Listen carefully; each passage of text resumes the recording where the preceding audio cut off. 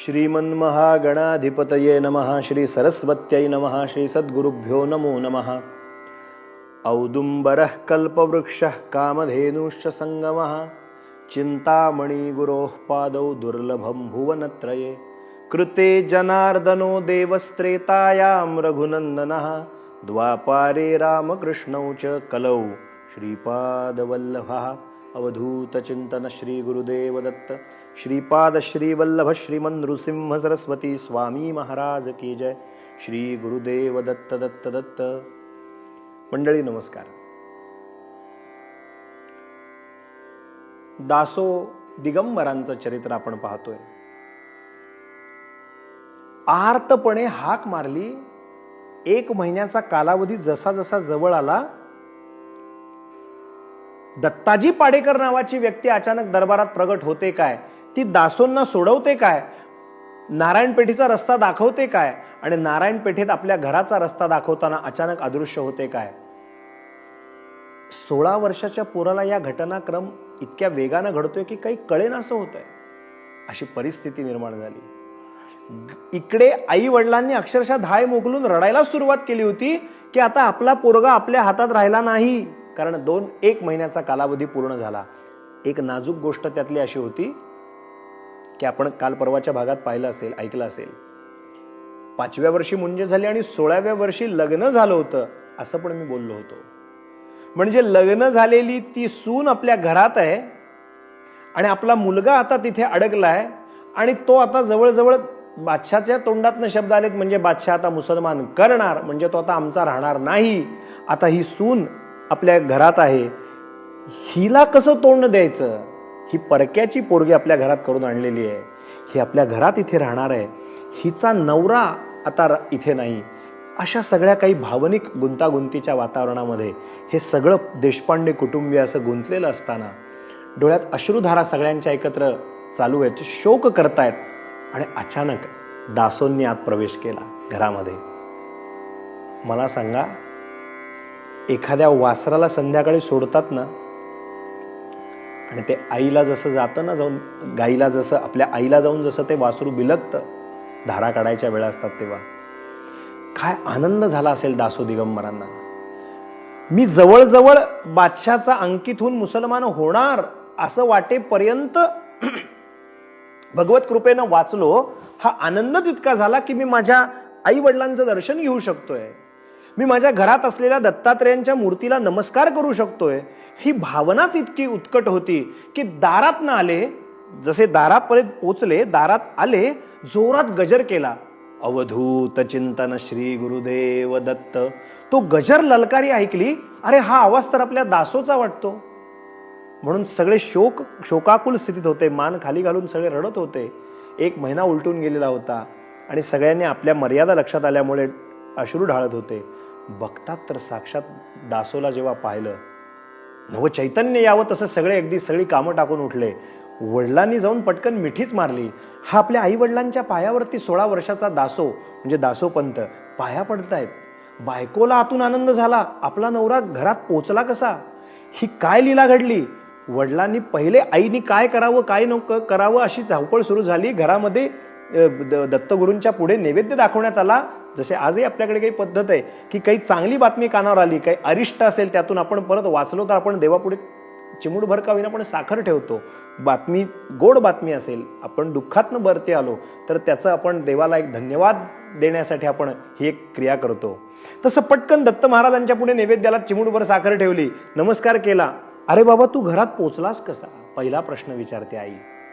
आनंदच आहे, तू घरात पोचलास याचा आनंद आहे, पण काय घडलं असं? दासोंच्या डोळ्यामध्ये फक्त आणि फक्त पाणी येत आहे। बाबा, गाभाऱ्यापाशी आपल्या घरातल्या देवघरातल्या पूजेपाशी आई वडिलांना घेऊन पोचले आणि हात दाखवला।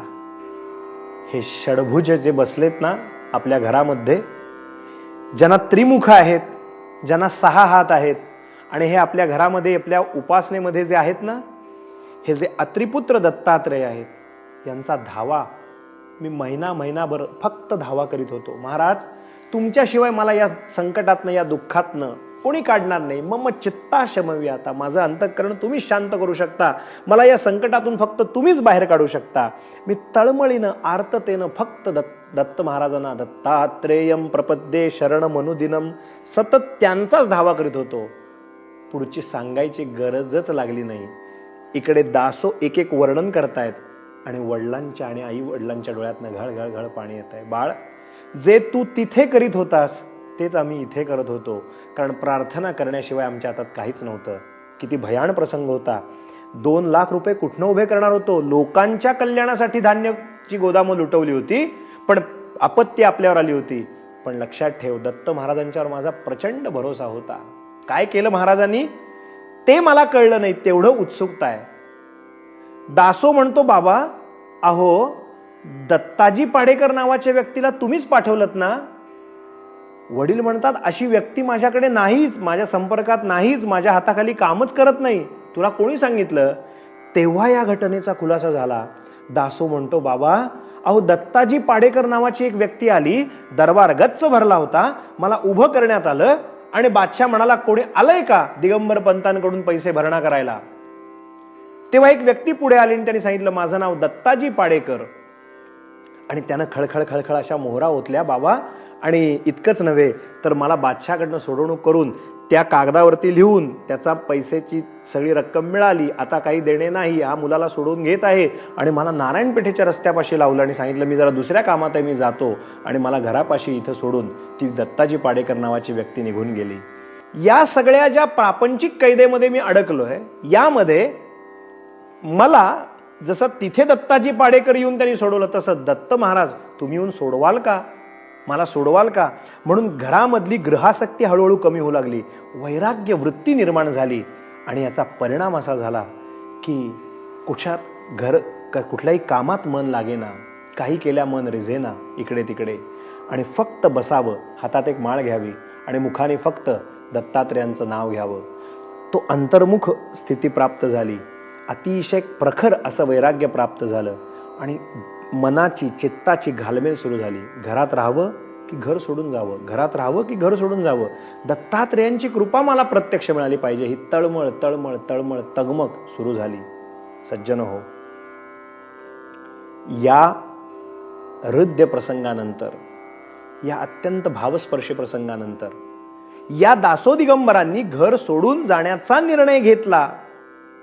आणि एक दिवशी अचानक मध्यरात्री घर सोडलं. बरं का, समर्थांचे शब्द आहेत, ज्यासी वाटे सुखची व्हावे त्याने रघुनाथ भजनी लागावे, स्वजन सकळ त्यागावे दुःख मुळजे.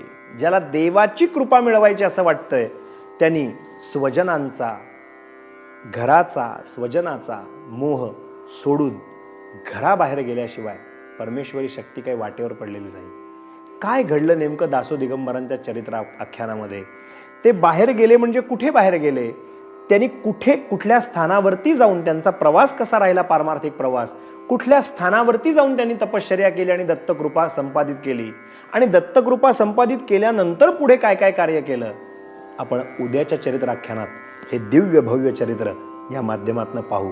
आज दासो दिगंबरांना दत्तात्रेयांनी सोडवलं, दत्ताजी पाडेकर रूपातल्या अशा भक्तवत्सल दत्तात्रेयांचं स्मरण आजच्या भागामध्ये करून, दत्तगुरूंचं पवित्र नामाचं स्मरण करून आज वाणीला इथंच विराम देऊ. अवधूत चिंतन श्री गुरुदेव दत्त दत्त दत्त.